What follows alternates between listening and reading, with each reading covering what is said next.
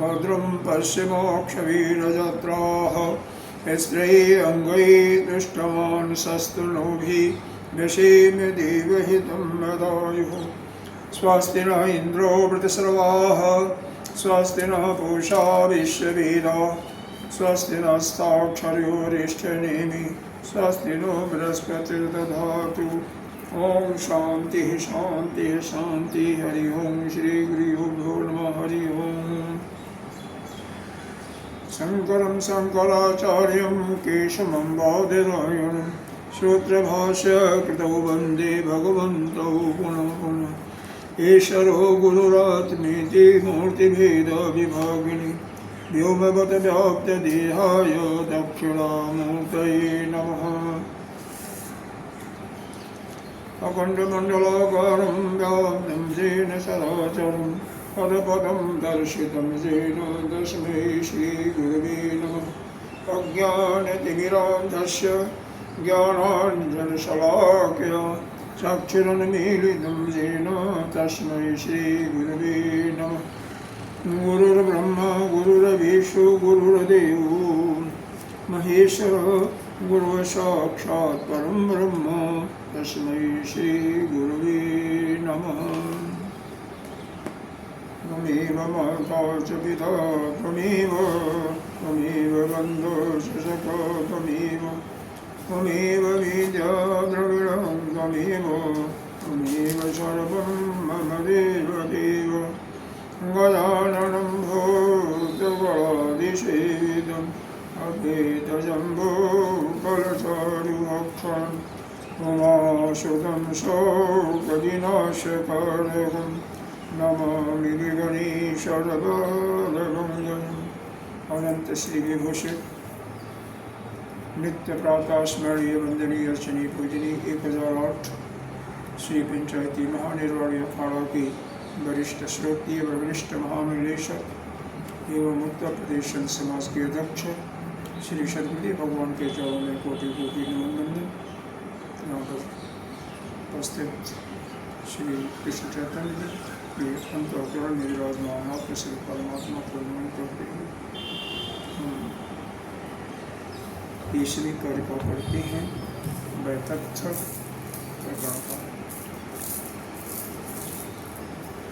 एते एषो अपृथक् भावैः ऐसे एषो अपृथक् भावैः पृथक् एवेति लक्षितः पृथक् एवेति लक्षितः एवं यो वेद तत्त्वेन कल्पेतसो अविशङ्कितः स्वप्नमाये यथा दृष्टि गन्धर्वनगरं यथा तथा विश्वमिदं दृष्टं वेदांसो विचक्षणे। यहाँ पर हम लोग ईश्वर मांडव्य उपनिषद के द्वितीय प्रकरण का जो अध्ययन कर रहे हैं, इसमें हम लोगों ने इतना चिंतन कर लिया कि जो भी यह जगत है, जो कुछ इसमें प्रपंच दिखाई दे रहा है दैत्य के रूप में, तो वह चाहे स्वप्न हो या चाहे जागृत अवस्था में, दोनों अवस्था में ही मिथ्या है। यह सिद्ध होने के बाद अब यहाँ पर यह बताया जा रहा है कि सभी का अधिष्ठान जो है वो आत्मा है, सर्व अधिष्ठान आत्मा ही है। तो इसी को समझाने के लिए यह 30वीं कारका में बताया गया। कल इस पर चिंतन किया था, एक बार सारांश के रूप में बताते हुए हम आगे बढ़ते हैं। इसमें यह बताया गया था, अर्थ के पहले देख लें। एते एषु अपृथक् भावैः पृथक् एव इति लक्षितः। एते मतलब यह जो भी पीछे जो बताया गया था 20 से 28 कारिका के अंतर्गत कि प्राण से लेकर के स्थिति तक जितने भी तत्वों को अलग अलग विचारधारा लोग के मानने वाले लोगों ने बताया था, तो वह यह कह रहे हैं कि सभी एतद एशो अपृथक भावई। यह भावई का मतलब होता है, भाव का मतलब पदार्थ होता है, और यहाँ पर पदार्थ का अभिप्राय यह है कि जो पीछे बताया गया था कारिका में तत्व के रूप में, तो जितनी भी चीज़ें बताई गई थी अलग अलग विचारकर्ताओं ने अपने विचार से बताया था, तो कह रहे हैं कि वह सब कुछ उस आत्मा पर ही अधिष्ठित है। अपृथक भाव, वह अपृथक दिखाई दे रहे हैं। कहते हैं ऐशो अपृथक भाव है, लेकिन पृथक एव इति लक्षितः। लेकिन है क्या? अलग दिखाई देते हुए दिखाई दे रहे हैं, लेकिन है क्या? वह अपृथक केवल लक्षित हो रहा है, वह आत्मा के साथ ही, क्योंकि जो कुछ है आत्मा से भिन्न इस सृष्टि में कुछ है नहीं।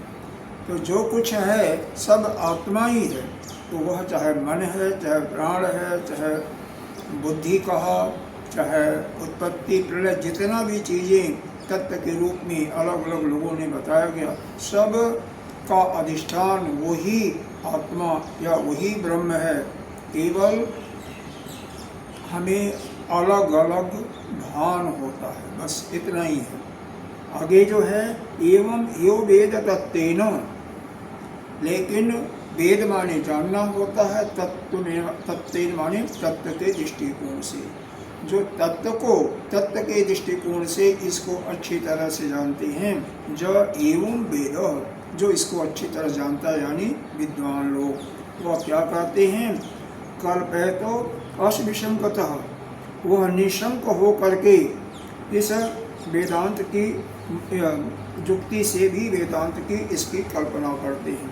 उनको कोई शंका नहीं होता कि यह जो अर्थ अलग दिखाई दे रहा है वह वास्तव में अपृथक ही है। वास्तव में वह आत्मा के ऊपर सभी अध्यस्त हैं, इसलिए वह सभी आत्मा से अलग नहीं है। कैसे नहीं अलग हैं? जैसे समुद्र की लहरें उठती हैं, तो वह लहरें उठेंगी तो लहरें फिर थोड़ी समय में पानी में समा जाएंगी, उसी समुद्र में उठती हैं, गिरती हैं, उठती हैं, गिरती हैं, तो वह समुद्र से उसको अलग आप नहीं कर सकते हो। तो केवल हमें अज्ञान के दृष्टि से यह मालूम होता है कि वह अलग अलग है सारे। इसी प्रकार से यह संसार में भी हमें अलग अलग से कल्पना लोग करते हैं, लेकिन जो तत्वज्ञानी हैं वह बिना किसी शंका के, वह शंका रहित उसको उसी आत्मा पर सभी को अधिष्ठित मानते हैं, अध्यस्त मानते हैं। आगे इसको जो इसका जो भाषार्थ जो भाष्य के अंतर्गत बताया गया, इसका कुछ दृष्टांत दे करके भी बताया गया। विशेष करके दृष्टांत जो है रज्जु सर्प का यही मशहूर है। तो रज्जु सर्प के भांति इसमें बताया गया क्या कि जैसे रज्जु में सर्प, यह दो पदार्थ हमें अलग अलग दिखाई देता है, लेकिन वास्तव में देखा जाए प्रकाश होने के बाद अर्थात ज्ञान होने के बाद कहीं सांप का अलग अस्तित्व नहीं होता है, बल्कि वह रज्जु ही सांप के तरह प्रतीति होती है।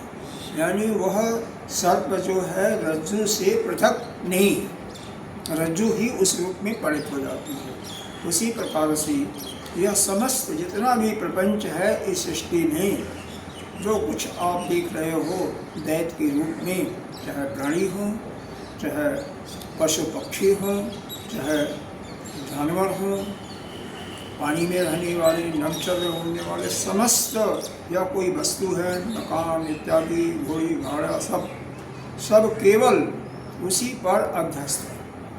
तो यह सब कुछ जो दिखाई दे रहा है उस आत्मा से पृथक नहीं है, केवल हमारे दृष्टिकोण का यह फल होता है कि अगर हम अज्ञान के दृष्टि से उसे देखते हैं तो वह सब कुछ हमें अलग अलग दिखाई देता है, लेकिन जो तत्वज्ञानी हैं उनको वह अलग अलग नहीं दिखाई देता है, उनको वह केवल आत्मा ही दिखाई देता है, आत्मा के अतिरिक्त और कुछ है ही नहीं है।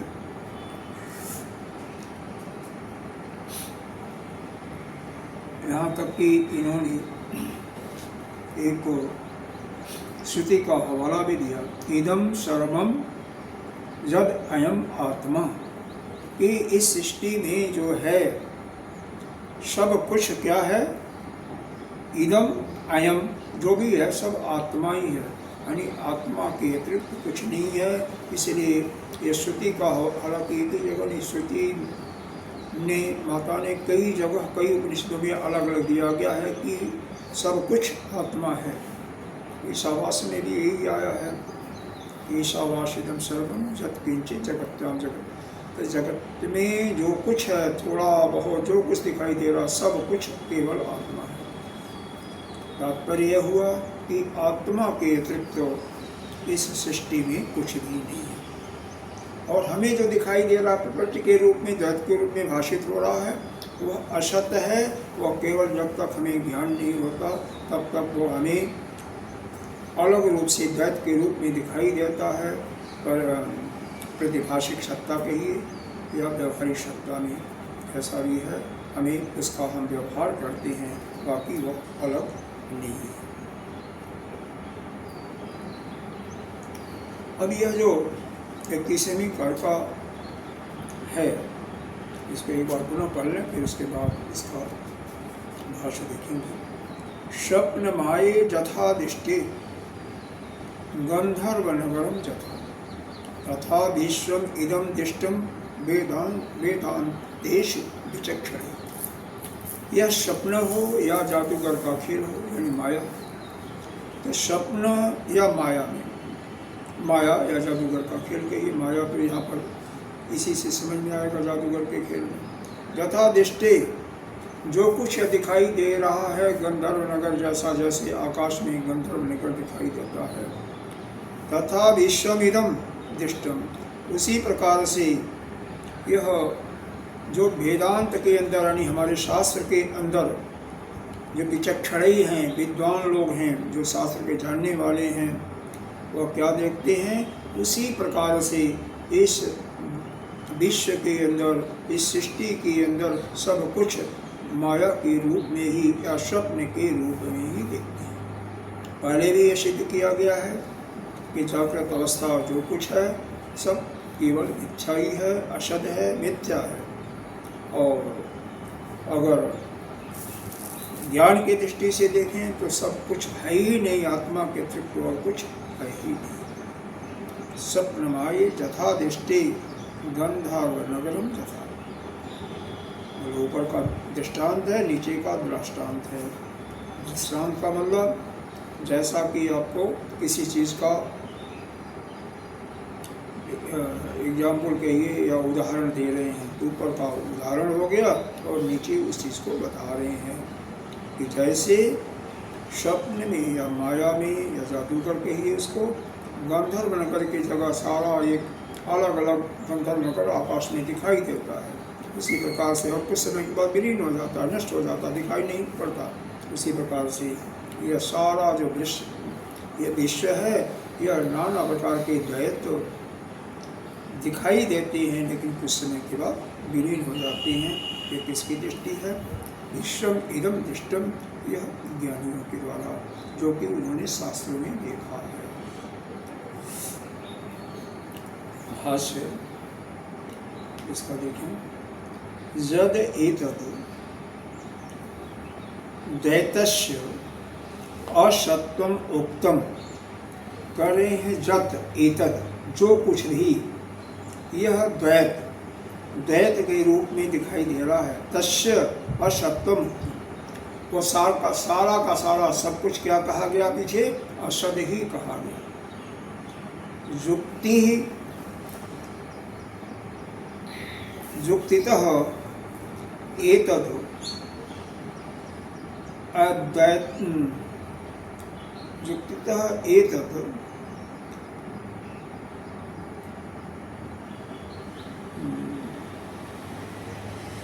युक्तितः एतद् वेदांत प्रमाणा अभिगतम इति आह। मतलब यह युक्ति पूर्वक और वेदांत के प्रमाण से, वेदांत का मतलब श्रुति के प्रमाण से, वेद और श्रुति के शास्त्र के प्रमाण से अवगतम इति आह। यह पहले हमें यह समझा दिया गया, अवगत करा दिया गया। अवगतम माने अच्छी तरह से हमें बता दिया गया। इस चीज को क्या चीज बता दिया गया कि जद एतत् द्वैतस्य, यह सारा का सारा जो द्वैत हमें दिखाई दे रहा है यह असत्य ही है, असत्यम, ऐसा ही जो कहा गया था। इसको फिर युक्ति मतलब तर्क के द्वारा और वेदांत के द्वारा यानी श्रुति के द्वारा प्रमाण दे करके उसको हमें अवगत हमें समझाया गया। स्वप्नस्य माया च स्वप्नमायी असद वस्त्वात्मिके असत्तौ सद वस्त्वात्मिके इव लक्ष्यते अविवेक भी। कह रही हैं जैसे स्वप्न और माया में यानी जादूगर का खेल है या स्वप्न माया। यहाँ पर माया का अर्थ स्वप्न और माया का अर्थ किया स्वप्न माया, मतलब वही स्वप्न और माया में। असद सारे वस्तुएं क्या दिखाई दे रही हैं, जो असत के रूप में दिखाई दे रही हैं वह क्या है, असत्य ही हैं। जो कुछ हमें दिखाई दे रहे हैं वस्तुएं असत हैं और असत्य हैं। सद वस्तात्मिके इव लक्ष्यते, लेकिन अविवेकियों के नज़रों में जो अज्ञानी हैं उनके नज़र में क्या दिखाई देता है, यह सत्य दिखाई देता है। अज्ञानी उसको क्या है, अब हम लोग व्यवहार करते हैं तो उसको सत्य ही देखते हैं। तो इसी चीज़ को यहाँ पर यह दर्शाया जा रहा है कि जो कुछ पहले बताया गया एतद् द्वैतस्य असत्य उक्तम, जो कुछ पहले जो युक्ति के द्वारा सब कुछ बताया गया कि यह जो भी द्वैत दिखाई दे रहा है यह क्या है, असत्य है, वही युक्ति और वेदांत के प्रमाण के आधार पर भी उसको समझाया जाता है। स्वप्न और माया में असत वस्तात्मिके असत्यौ सद वस्तात्मिके इव लक्ष्यते। जो असद वस्तु हैं, वस्तु क्या है, असद वस्तु है। असद वस्तु असत्य होते हुए भी, मतलब जो कुछ है सब असत्य होते हुए भी हम क्या है, अविवेकियों के द्वारा सद वस्तात्मिके इव लक्ष्यते, उनको सत्य के रूप में जो वस्तु है सत्य वस्तु के रूप में दिखाई दे रही है। यह प्रतीति हो रही है, सत्य की प्रतीति हो रही है और वास्तव में सब कुछ असत्य ही है।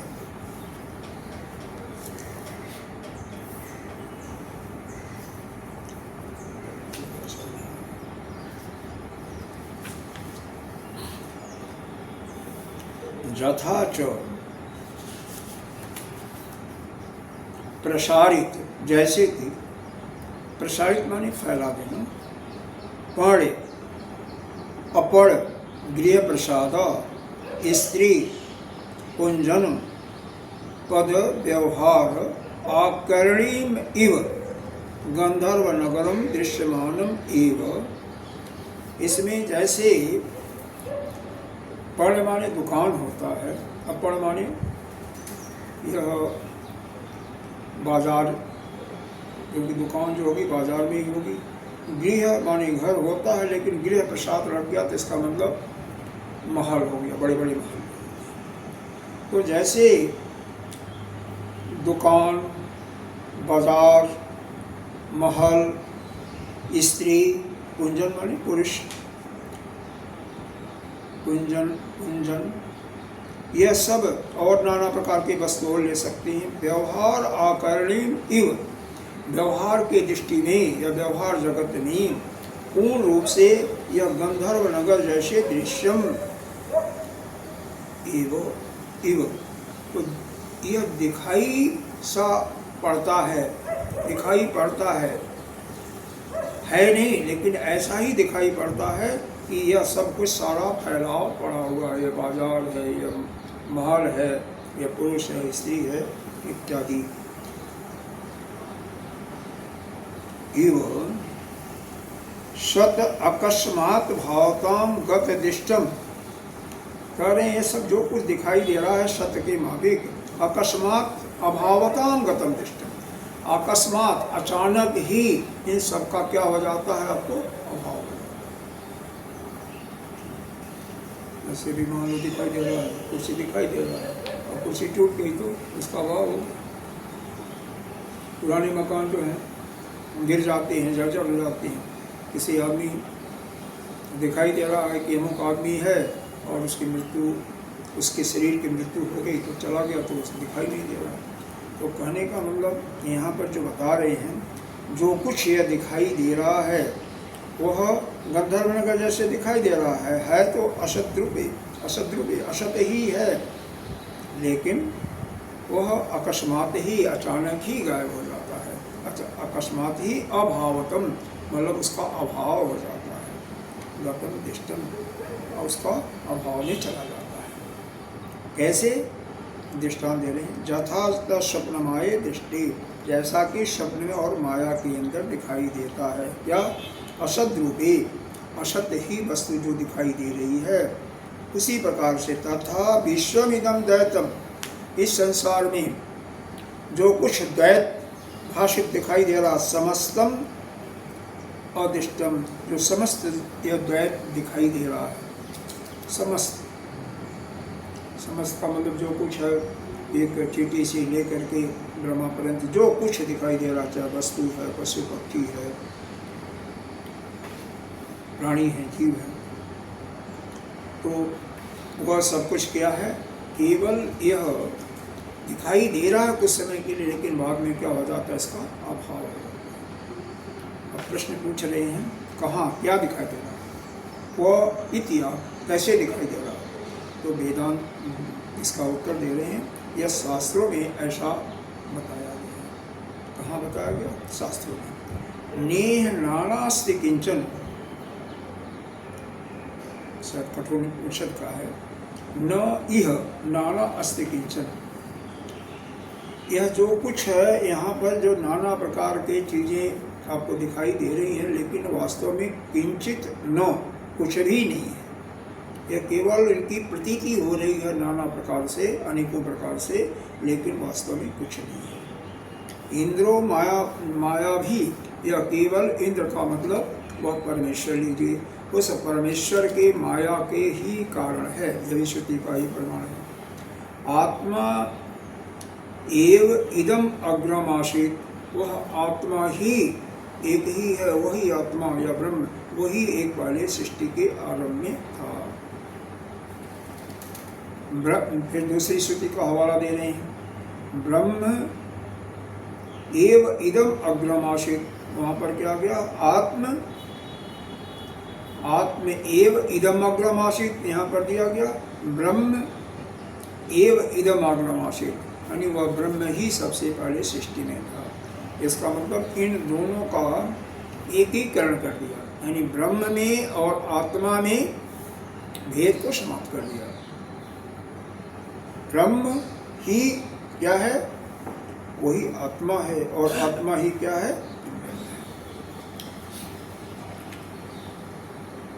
द्वितीय अग्दे भयम भवति, क्योंकि कह रहे हैं अगर दूसरा होता तो क्या होता, भय होता। जब भी दो लोग होंगे, तीन लोग होंगे, एक से ज़्यादा होंगे तो क्या होगा, भय हो सकता है। न तू तद अद्वितम, न तू तत्व अद्वितम अस्ति, लेकिन जब कोई दूसरा है ही नहीं है, यत्र वश्य सर्व आत्मा एवभूत, यहाँ पर तो क्या है, उस आत्मा के अतिरिक्त और कोई चीज़ नहीं है। इत्यादि इस प्रकार से नाना प्रकार के अलग अलग श्रुतियों में अलग अलग बताइए। श्रुति का हवाला दे लें, कि नेह नानास्ति किंचन, इस जगत में कठोपनिषद का है कि कुछ भी नहीं है। कोई भी चीज़ जो नाना प्रकार की प्रतिभाषित हो रही है वह कोई चीज़ वास्तव में है न किंचन, कुछ नहीं है। यह इंद्रो माया भी यह बृहदारण्यकोपनिषद का है कि इंद्रो यह परमेश्वर की ही इशारा माया से सब कुछ दिखाई देता है। फिर आत्म एव इदम आग्रमाशित, आत्मा ही केवल पहले था। फिर ब्रह्म इदम आग्रमाशित, ब्रह्म ही पहले था। इन दोनों में आत्मा और ब्रह्म में एकीकरण कर दिया गया। इसके दृष्टि से यह अलग अलग शक्तियों का हवाला है। द्वितीय अद्वैय भौतम, अगर दूसरा कोई होता तो भय होता। न तो तद द्वितीयम अस्ति, और यहाँ पर तो कोई दूसरा है ही नहीं है, मतलब एक ब्रह्म के अतिरिक्त और कोई नहीं है। जत्र तस्य सब आत्मा एवं आभूत, जो कुछ है केवल यह आत्मा ही है, एक आत्मा के अतिरिक्त और कुछ नहीं है। इत्यादि ईशु, इस प्रकार से यह कई श्रुतियों का यहाँ पर हवाला दिया गया। इसी में हवाला का मतलब क्या?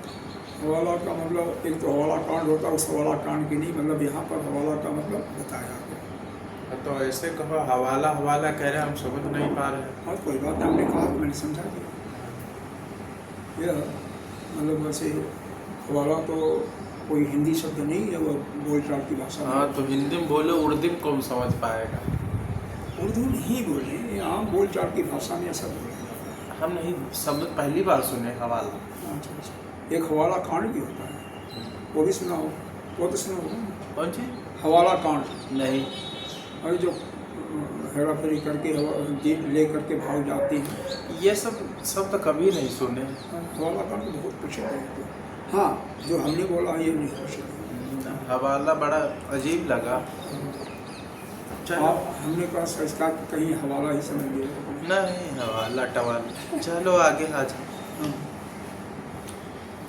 इत्यादि ईशु, ये सब जगह इस प्रकार से बताया जाएगा, अलग अलग श्रुतियों में अलग अलग से बताया जाएगा। विचक्षणई निपुण वस्तुदर्शी पांडितई इति अर्थ। इसका मतलब क्या है? जो तत्वदर्शियों ने देखा गया है वही बात स्मृति से भी सिद्ध की गई है। जैसा कि देखा है, जैसा कि यह जितना भी जो निपुण हैं, विद्वान हैं, वस्तु के तत्वदर्शी हैं, ऐसे पंडितों द्वारा क्या देखा गया है? यह जो द्वैत है, द्वैत में ही क्या देखा गया? असत्य देखा गया है। इसका एक स्मृति का हवाला दे रहे हैं, यह व्यास जी ने दिया है। तमः श्रभ निभम तिष्ठम वर्ष बुद्बुद सन्निभम नाशप्रायम सुखाहीनम नाशोत्रम अभाव घनम। कह रहे हैं जैसे पृथ्वी में यह एक शब्द आया है यहाँ पर,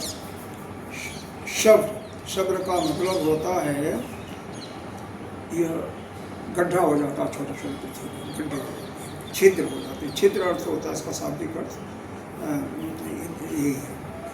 अच्छा,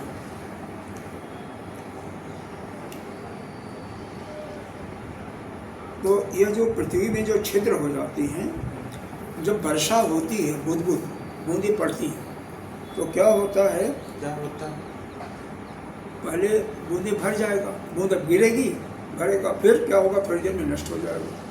तो यहाँ पर जैसे बता रहे हैं कि जल कहीं भी होगा तो भी ऐसा होता है।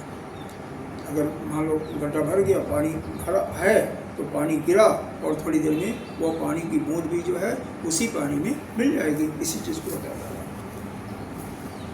तो ऐसा जब हो जाता है तो क्या है? नाश प्रायम, तो उसका बूंद का क्या होता है? नाश हो जाता है। उसी प्रकार से यह जो संसार है ना, संसार में जो कुछ देख रहे हो दैत्य, वह कुछ समय के लिए दिखाई दे रहा, फिर नाश हो जाता है, नाश को प्राप्त हो जाता है, नष्ट हो जाता है। सुखाहीनम, उसमें कोई सुख नहीं प्राप्ति होती है। और जो आप हम देखते हैं थोड़े समय के लिए सुख मिलता है, लेकिन वास्तव में सुख नहीं है, क्योंकि प्रारंभिक जिस समय मिलता है उसमें सुख, बाद में तो उसका दुख ही है। नाशोत्तरम न नाशो उत्तर अभावगम, इसका मतलब यही है कि यह देखा गया कि बाद में, चूँकि नाश के बाद में वह भाव को प्राप्त हो जाता है, इसीलिए इस वस्तु का कोई सुख नहीं होता है। ऐसे दृष्टांत जैसे दिया कि छिद्र होता है, पृथ्वी में छिद्र हो गया, उसमें पानी की बूंद पड़ी और थोड़े समय में नष्ट हो गया, उसका कोई उपयोग नहीं हो पाता। उसी प्रकार से जब उसका उपयोग नहीं हो पाता, उसी प्रकार से संसार में जितनी भी चीज़ें हैं जो द्वैत के रूप में दिखाई दे रही हैं असत्य कोटि में, मिथ्या हैं, लेकिन सुखहीनम, सुख से हीन है, इनमें सुख नहीं है, क्योंकि यह नाश होने वाली चीज़ है। हाँ, कुछ समय के लिए तो सुख की प्रतीति होती है हमें, लेकिन वास्तव में सुख नहीं है। सुख क्या है? केवल आत्मा में, क्योंकि आत्मा में जो एक बार कोई अपने आत्मा का दर्शन कर ले, उसको सुखी सुख है। हालांकि स्वयं आप आत्मा हो, लेकिन वहाँ पर आपका चित्त जिस समय टिक जाए, जिस समय जब तक मल नहीं निकलेगा, यह जो आवरण है, विद्या है, नहीं समाप्त होगी, तब तक तो मुश्किल है। तो यहाँ पर यही बताया गया, इस प्रकार से यह नाश के बाद जो अभाव होता है, तो यह केवल तत्वदर्शियों ने देखा है। तत्वदर्शी यानी विद्वानों ने देखा है कि जब कोई वस्तु नष्ट हो जाती है तो उस वस्तु का अभाव हो जाता है, और उसमें कोई खास सुख की बात भी नहीं है। जैसे वर्षा की बूंदें गिरती हैं गड्ढों में और फिर नष्ट हो जाती हैं, उसमें कोई प्रयोजन नहीं होता, उसी प्रकार से इसमें नहीं होता संसार के वस्तुओं में। अगली कारिका में थोड़ा सा गंभीर करता है। न निरोधो न च उत्पत्ति, न निरोधो न च उत्पत्ति, न बद्धो न च साधकः, न बद्धो न च साधकः, न मुमुक्षु न वै मुक्तः, न मुमुक्षुर्न वै मुक्तः, इत्येषा परमार्थता। इत्येषा परमार्थता। देखो, न निरोधो, निरोध का अर्थ तो किसी चीज़ का मना करना होता है, निरोध करना, उसका नकारना, लेकिन यहाँ पर निरोध का अर्थ लगाया गया है प्रलय। तो कह रहे हैं यहाँ पर इस जो सृष्टि में क्या है, प्रलय नहीं है, न च उत्पत्ति। अब प्रलय नहीं है तो उत्पत्ति भी नहीं है, अर्थात इसमें जो कुछ आप देख रहे हो, न तो एक कोई वस्तु यहाँ पर उत्पन्न होती है, न कोई उत्पत्ति है, और न उस वस्तु का लय ही है या उस वस्तु का प्रलय ही है। न बद्धो न च साधको। बद्धो का अर्थ यहाँ पर देते हैं, बद्धो का मतलब सांसारी जीव। तो यह जो संसारी जीव है, कोई यहाँ पर संसारी जीव भी नहीं है, इसका न बद्ध न च साधक। साधक का अर्थ दिया साधन वान मोक्षस्य, मुमुक्षु मोचनार्थी, जो मोक्ष यानी मुक्ति प्राप्त करने का इच्छुक है, जिसको मुक्ति प्राप्त करने की इच्छा है, वही मुमुक्षु, वही उसी को मोक्षार्थी कहते हैं, मुमुक्षु कहते हैं। मुमुक्षु भी तो कहते हैं। हाँ, मुमुक्षु, मोक्षु भी कहते हैं, यहाँ पर मोक्षु ही लिखा हुआ है। तो लेकिन वह कोई ऐसा वो भी नहीं है, न कोई साधक है जो कि मोक्ष प्राप्त करने की इच्छा वाला, न कोई जीव है, न कोई साधन है, सब कुछ भी नहीं, न च साधक। क्यों नहीं है, हम इसको नहीं। जब कोई जीव होगा तभी तो वह संसारी जीव हो सकता है, या कोई भी वस्तु होगी तभी उसकी उत्पत्ति। जब इसकी उत्पत्ति ही नहीं है, जिसका उत्पत्ति नहीं है किसी वस्तु की, तो उसका प्रलय भी नहीं है, और जब किसी की उत्पत्ति नहीं है तो जीव भी नहीं होगा, संसारी जीव भी नहीं होगा, और साधक भी नहीं हो सकता है, न मुमुक्षु हो सकता है, मुक्त हो सकता है। यह किसके लिए है? जो उस स्टेज पर, फाइनल स्टेज पर पहुंच जाते हैं, उनके लिए है। अगर आम आदमी को ऐसा कहा जाए, अगर ऐसा मान ले कि हम तो जीव नहीं हैं, हम तो साधक भी नहीं है, हम तो मनुष्य कुछ नहीं है, संसार कुछ नहीं है, तो वो तो गड्ढे में गिर पड़ेगा। साधना तो करनी पड़ेगी उसको। अब जो ऐसा मान करके भगवान को ही भूल जा, क्या जरूरत है भगवान की? अगर हम कुछ है ही नहीं है, कुछ है ही नहीं, हम जीव है ही नहीं है, हमारा न पतन है, न मुक्ति है, न कुछ नहीं है, न बधे हुए हैं, तो कोई क्यों करेगा? लेकिन यह आम साधकों के लिए नहीं है।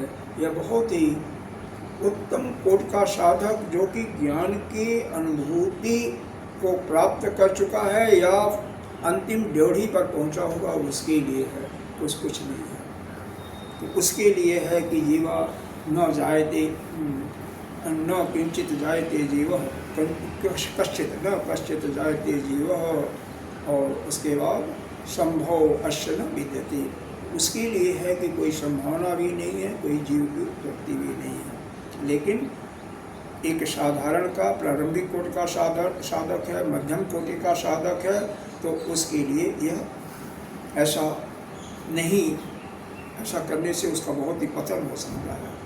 लेकिन यह जो है, यह इसीलिए बाद में कर दिया कि यह परमार्थता, ईशा परमार्थता है, कुछ नहीं, न निरोध है, न उत्पत्ति है, न संसारी कोई बना हुआ जीव है, न कोई मोक्ष का साधन ही है, न कोई मुमुक्षु है, न कोई मुक्त, न कोई मुक्त ही है। बस क्या है, यह परमार्थिक सत्ता के दृष्टिकोण से बताया गया है। यह परमार्थता, यही परमार्थता है। लेकिन अब हम सभी क्या हैं? प्रतिभाषित सत्ता के रूप में जीव का पार्ट अदा कर रहे हैं। जैसे नाटक है, नाटक में क्या होता है, जितने भी उसके पात्र होते हैं किसी किसी का रोल करते हैं, एक अपना अभिनय करते हैं। उसी प्रकार से हम लोग भी यहाँ पर अभिनय कर रहे हैं, नाटक एक रोल कर रहे हैं ना। तो उस रोल में अभी हमें इस चीज़ को यह ग्राह्य करने की हमारे लिए यह नहीं है, यह बहुत ही विद्वानों के लिए है। लेकिन यह सत्य ही है और यही परमार्थिक है। लेकिन जो व्यवहार में से गुजर रहे हैं, जिनको कोई अप्रत्याशित घटना होने के बाद दुख और सुख होता है, पहचानने का ही लक्षण है। जिसको शोक होता है, दुख होता है, वह अभी कितना भी साधना किया हो, कितना भी बड़ा मतलब तपस्या किया हो, इस कोटि में नहीं आता। जिसको कुछ भी हो गया, भयंकर से भयंकर कोई आपदा घट जाती है, कोई विपत्ति आ जाती है, उसको सुन करके या देख करके किसी प्रकार का कोई शोक नहीं होता है। यह उसके लिए जब ऐसी स्थिति आ जाए तो समझो कि मैं इस स्थिति में आ गया। इसको शाब्दिक करते ही भाष्य में इसका पूरा विस्तार से कर रही है। प्रकरणार्थ उपसंग्रहार्थो अयम श्लोक। यह जो श्लोक है, श्लोक कहिए, कर्का कहिए, यह पूरे प्रकरण का चल रहा था। पर कौन सा प्रकरण चल रहा था आपका? कि यह स्वप्न और जागृत, ये दोनों अवस्थाओं में जो कुछ हम देख रहे हैं, जो कुछ हमें दृष्टिगोचर हो रहा है, वह क्या है? मिथ्या है। तो इसी प्रकरण का संहार करने के दृष्टिकोण से यह श्लोक या यह वार्ता लिखी गई है। प्रकरणार्थो, प्रकरण मतलब इस प्रकरण में, इस प्रकरण के में इसके अर्थ का उपसंहार्थ हो, इसका उपसंहार करने के लिए अयम श्लोक, यह श्लोक लिखा हुआ है। क्या है? जदा विततम द्वैतम आत्मयि एक परमार्थतः, परमार्थ के दृष्टि से, परमार्थतः यानी परमार्थिक दृष्टिकोण से, आत्म एक, केवल एक आत्मा ही है, द्वैतम वितथम, और जो द्वैत दिखाई दे रहा है वह मिथ्या है। वितत माने बीत गया, द्वैत है ही नहीं। तो पारमार्थिक दृष्टिकोण से मतलब पारमार्थिक वस्तु का यहाँ पर वर्णन किया गया है कि यह द्वैत जो दिखाई दे रहा है वह वितत है, यानी असत्य है। असत्य का मतलब मिथ्या है। इस प्रकार से थोड़ा सा अर्थ समझने की कोशिश अभी करो। यदा विततम द्वैतम, कि यह जो द्वैत दिखाई दे रहा है, जब द्वैत क्या है, वितत हो गया, असत हो गया, तो आत्मा एक परमार्थ था। तो आत्मा एक, आत्मा ही परमार्थिक है। आत्मा एक, आत्मा एव एक केवल परमात्मा ही, ये माने ही परमार्थिक दृष्टिकोण से एक ही सत्ता है, वह आत्मा है। और द्वैत क्या है, वह वितत है या असत्य है या मिथ्या है। सन तद इदम निष्पन्नम भवति, निष्पन्न माने सिद्ध होता है। अब यह एतद इदम, अब यह सिद्ध हो गया कि जितना भी द्वैत है वह मिथ्या है और केवल एक आत्मा ही सत्य है। यह इसका संहार करते हुए यह इसका सार है, इसका निचोड़ है कि आत्मा एक सत्य है और सब कुछ मिथ्या है। आगे दे रहे हैं, सर्वो अयम लौकिको वैदिकस्य व्यवहारो अविद्या विषय एव इति तदा न निरोध। कह रहे हैं सर्वो अयम, सभी कुछ, यह जो संपूर्ण, सर्वो अयम मतलब सब कुछ, यह सब कुछ लौकिक जो भी संसार में दिखाई दे रहा, लौकिक वैदिक या वैदिक हो या व्यवहारिक दृष्टिकोण से, चाहे लौकिक हो, चाहे लोक में देख रहे हों, व्यवहार के दृष्टि से देख रहे हों या वेद की दृष्टि से देख रहे हों, क्या है, यह अविद्या विषय, यह केवल अविद्या के कारण ही है, अविद्या का ही विषय है। एव इतदा न निरोध, इसका कोई निरोध परिहार नहीं है। नो, इसमें परमार्थ अवस्था में यह परमार्थ ही नहीं है, परमार्थ के दृष्टिकोण से ही नहीं है, केवल अविद्या विषय भी संपूर्ण। इसीलिए इसको हम परमार्थिक सत्ता नहीं मानते थे। ये बात बढ़िया है, ये बढ़िया है, बाकी खराब है। निरोधनम निरोध, निरोधनम निरोध मतलब इसमें कोई, इसका कोई निरोध नहीं है। प्रलय उत्पत्ति अर्जनम, उत्पत्ति जननम, उत्पत्ति का अर्थ दिया है जनन मतलब पैदा होना। हाँ, निरोध का अर्थ दिया प्रलय। जो से देखो कारका में निरोध शब्द है ना, तो इसके आगे दिया प्रलय, तो इसका मतलब क्या है, इस निरोध का अर्थ क्या प्रलय, इसको दो बार नहीं पढ़ना है। जब अर्थ कहेंगे तो एक ही बार कहेंगे, निरोध कहिए या प्रलय कहिए। उसी प्रकार से उत्पत्ति का अर्थ क्या दिया, जनन यानी पैदा होना। बद्ध का अर्थ दिया सांसारिक जीव, तो ऊपर जो कारिका में आया है बद्ध जो ना, तो उसका अर्थ क्या है, सांसारिक जीव। जो मतलब जीव सांसारिक है यानी गृहस्थी है, जो अपने परिवार में या अपने आप में उसी में सीमित है, उसी को हम कहते हैं बंधा हुआ या सांसारिक जीव। और जो किसी में बंधा नहीं है, किसी से कोई मतलब नहीं है, वह जीव, वो बंधा नहीं, वह साधक। साधक का अर्थ दिया साधन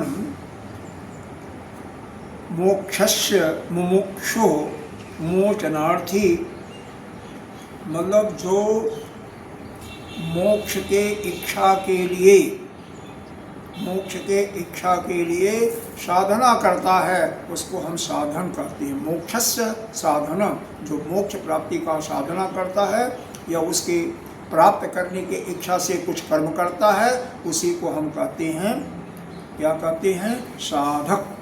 यहाँ पर साधक मतलब जो साधन करता है वह साधक है। अब आगे दिया मोचनार्थी, मुमुक्ष मोचनार्थी, जो ये तो हो ही गया था।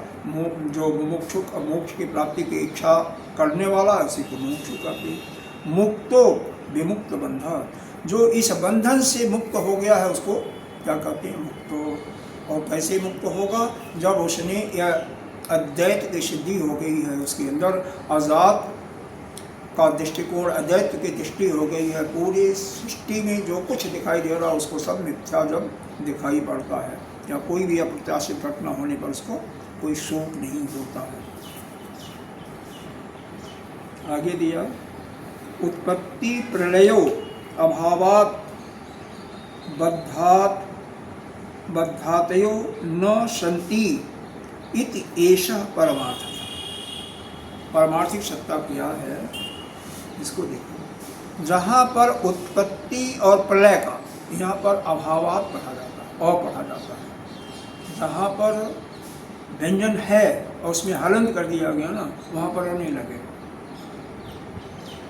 समझ गए? तो यहाँ समझ रहे हैं, फिर भी हम आपको इसलिए बता रहे हैं कि मतलब हम सब समझ रहे हैं। अच्छा, फिर तो बता नहीं। उत्पत्ति प्रजनन बद्ध, उत्पत्ति प्रलयो अभावात बद्धातयो।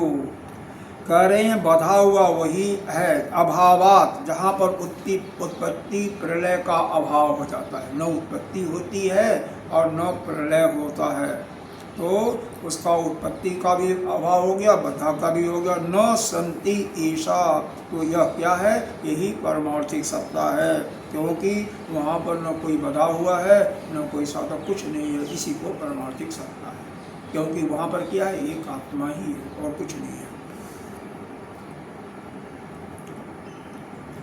कथम, अब यहाँ पर प्रश्न पूछा है, कथम उत्पत्ति प्रलयो अभाव इति उच्यते। कैसे उत्पत्ति और प्रलय का अभाव कर रहे हो, ये बताओ। उत्पत्ति और प्रलय का अभाव कैसे है इसको बताइए। तो इसको कह रहे हैं, इसका उत्तर दे रहे हैं एक श्रुति का हवाला देते हुए, जत्र ही द्वैतम इव भवति, जहाँ द्वैत होता है, मतलब जहाँ द्वैत की भांति होता है, या जह यह नानेव पश्यति, न अने पश्य, जो यहाँ पर द्वैत की भांति देखता है। आत्मा वही सर्वम, वह सभी आत्मा ही है, केवल एक आत्मा है। जहाँ द्वैत की भांति, मतलब उसको प्रतीति होती है कि यह द्वैत है, और जह यह नानेव पश्यति, जो यहाँ पर द्वैत की भांति देखता है, वह आत्मा ही है। तो क्या है? द्वैता सत्वात, और वहाँ पर जो है द्वैतस्य सत्वात, असत्वात, द्वैतस्य असत्वात। द्वैत नाम की कोई चीज़ नहीं है, तो असत ही है। और इसीलिए क्योंकि द्वैत सारा असत है, तो इसलिए आत्मा एव इदम सर्वम, आज सब कुछ जो है आत्मा ही है। सर्वम खलविदम ब्रह्म, पढ़ा होगा छांदोग्योपनिषद का। ब्रह्म वेदम सर्वम, सब कुछ है, केवल ब्रह्म ही जानूं। एकम व अद्वितीयम, वह एक ही है, दूसरा कोई नहीं है। इदम के सब सारे श्रुतियों के प्रमाण हैं। इदम सर्वम जब अयम आत्मा, यह सब कुछ जो दिखाई दे रहा है, यह अपना आत्मा ही है। इत्यादि नाना श्रुतिभ्यो द्वैतस्य असत्वम सिद्ध। इस प्रकार से अनेकों श्रुतियों द्वारा, अनेक, एक नहीं, कई श्रुतियों द्वारा, देखो कितने हैं, 5-7 श्रुतियों का हवाला दिया है। उन सभी श्रुतियों के द्वारा यह उपदेश दिया गया कि इस द्वैत का हमेशा अभाव है, यानी द्वैत नाम की कोई चीज़ नहीं है, द्वैत नाम की कोई सत्ता नहीं है। परमार्थिक दृष्टिकोण से केवल एक आत्मा ही है। जो कुछ दिखाई दे रहा है, जो कुछ आपको प्रतीत हो रही है, आत्मा के अतिरिक्त कुछ नहीं है परमार्थिक सत्ता से। लेकिन व्यवहारिक सत्ता से वह जो द्वैत दिखाई दे रहा है, वह व्यवहारिक सत्ता में दिखाई दे रहा है, या उसको प्रतिभाषित सत्ता में कहिए। प्रतिभाषित सत्ता और व्यवहारिक सत्ता में अंतर क्या है?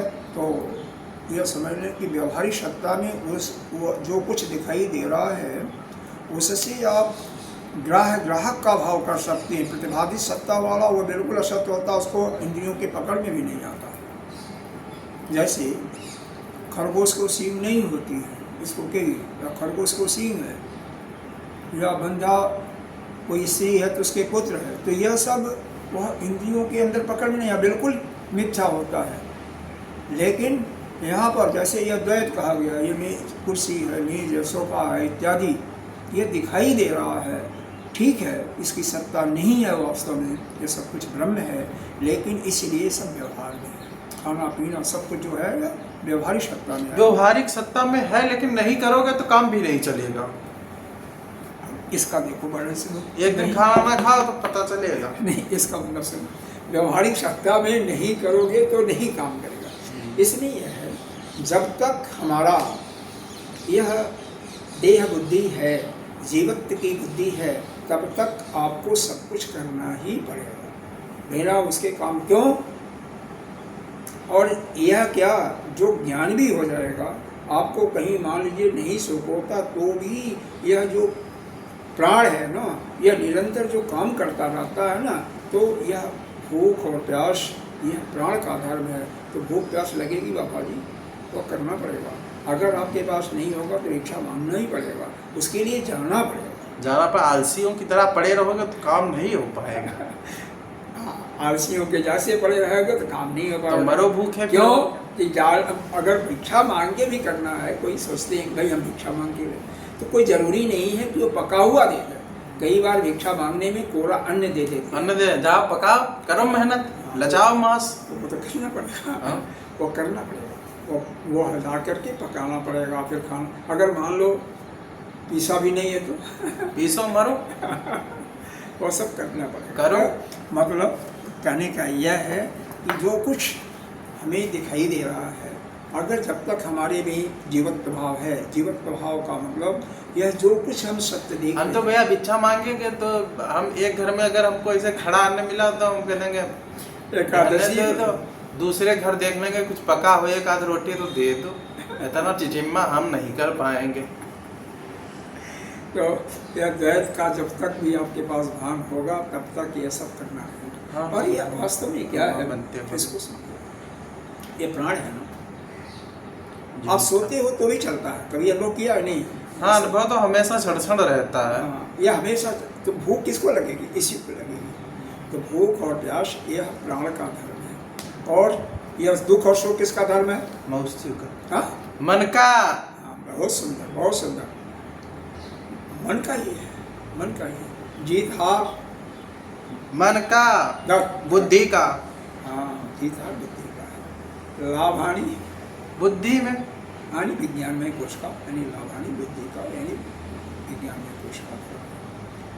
इसी प्रकार से जितने वैसी घटनाएं होती हैं आगे, तो वो तो प्रिय मोह प्रमोद तो मालूम ही होगा आपको, आनंद में कोश का। हाँ सब पता, ब्रह्म ज्ञानी है ना। उसका तो बहुत बार बताया गया है, गुरुदेव ने बताया बहुत बार। इस पर तो आगे देखिए, इस चीज़ को श्रुति का जो हवाला दिया है इसको हमेशा लगाएं। एको अयम अद्वितीयम, एको अयम अद्वितीयम मतलब अद्वैत, अद्वैतयम, अयम इयम, हम एक ही हैं, यानी अद्वितीय हैं। इदम सर्वम जब आत्मा, यह सब कुछ है जो है तो आत्मा ही है। आत्म एव इदम सर्वम, यह सब कुछ आत्मा ही है। ब्रह्म, ब्रह्म वेदम सर्वम, सब कुछ ब्रह्म ही समझो। यही नानी वपशति, जो यहाँ पर द्वैत की भांति देखता है, तत्र ही द्वैतम की भवति, और जो द्वैत की भांति होता है। यह सब सारा श्रुति का है। इसका एक दृष्टांत देती है। सतो ही उत्पत्ति प्रलयो वा स्यात् न असतः सस्य विषाणादे, जैसे सस्य माने खरगोश के सींग नहीं होती, विषाण माने सींग नहीं होती है, सींग का अभाव होता है, उसी प्रकार से उत्पत्ति और प्रलय स्यात् न सत, वह उत्पत्ति और जो प्रलय है, यह क्या है? उत्पत्ति और प्रलय हो सकती है, सत की उत्पत्ति या प्रलय हो सकती है, असत वस्तु की प्रलय उत्पत्ति प्रलय नहीं होती है। वैसे ही न उत्पत्ति प्रलय वा स्यात् सतः, स्यात् माने हो सकता है, सतः माने जो सत है उसी की उत्पत्ति प्रलय हो सकता है, न कि सस विशाल आदि, वह सस असत की उत्पत्ति नहीं हो सकती है। सतः ही उत्पत्ति, सतः की उत्पत्ति होती है, हो सकती है, मतलब अभी इन्होंने कल्पना नहीं किया, सत की उत्पत्ति हो सकती है। उत्पत्ति और प्रलय भी साथ में, उत्पत्ति और प्रलय दोनों हो सकती है।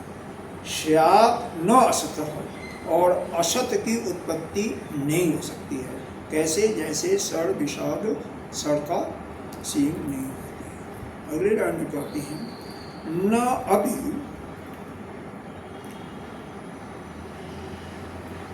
न अपि अद्वैतम इत उपद्यते लीलते वा। जैसे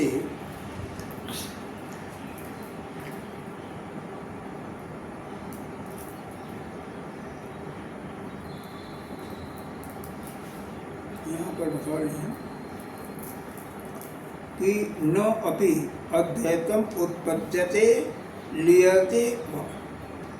जैसे यहाँ पर यह जो आ रहा है कि अद्वैत का उत्पत्ति और लीयते, उत्पत्ति और लीयते, यह दोनों न मतलब इसकी अद्वैत की भी उत्पत्ति और प्रलय नहीं होती है।